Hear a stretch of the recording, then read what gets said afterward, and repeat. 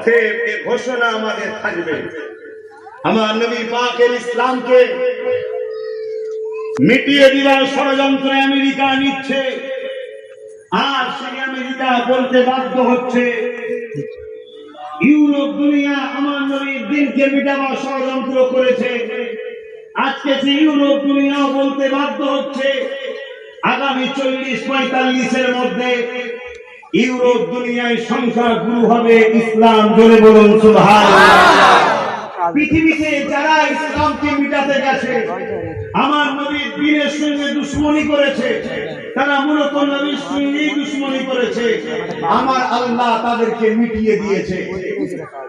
আজ মহান ভারতবর্ষের নাগরিক আমরা, এই দেশে বহু ধর্মের বহু ভাষার মানুষ বসবাস করি, সবাইকে শ্রদ্ধা ও ভালোবাসা রেখে আমাদের কারো সঙ্গে কোন ঝগড়া, কোন ধর্মীয় ভেদাভেদ যার যার কাছে পছন্দ তার কাছে।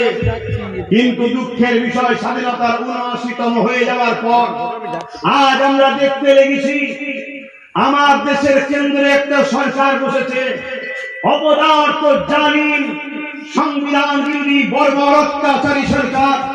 কখনো কৃষকদের ঘরে, কখনো আদিবাসী দলিতদের, আবার কখনো মুসলিম সমাজের ইসলামের সম্পদ ওয়াকফ কালা কানুনের নামে আমার মসজিদ, আমার মাদ্রাসা, আমার দ্বীন ইসলামের কবরস্থান পেহচানকে মিটিয়ে দেওয়ার ষড়যন্ত্র করছে। এদের লক্ষ্য ক্ষমতার জন্য ইসলামকে মুছে দেবো, ক্ষমতার জন্য মুসলিমদের পেহচান মসজিদকে রাখবো না, ক্ষমতার জন্য মুসলমানদের পেহচান কবরস্থান হাজার হাজার বছর ধরে প্রমাণটাকে মুছে দেবো, ক্ষমতার জোরে মাদ্রাসাগুলোকে মিটিয়ে দেবো, ক্ষমতার জোরে মসজিদ ঈদগাহকে মিটিয়ে দেবো। তাই আজ আমি আপনাদেরকে জানতে চাইছি বা আপনাদের কাছ থেকে সাক্ষী চাইছি, এই যে কেন্দ্র সরকার সংবিধানের বিরুদ্ধে গিয়ে আমার ইসলামের বিরুদ্ধে যে আইন তৈরি করছে, ইসলামকে মিটাবার যে ষড়যন্ত্র করছে, এর বিরুদ্ধে আমাদের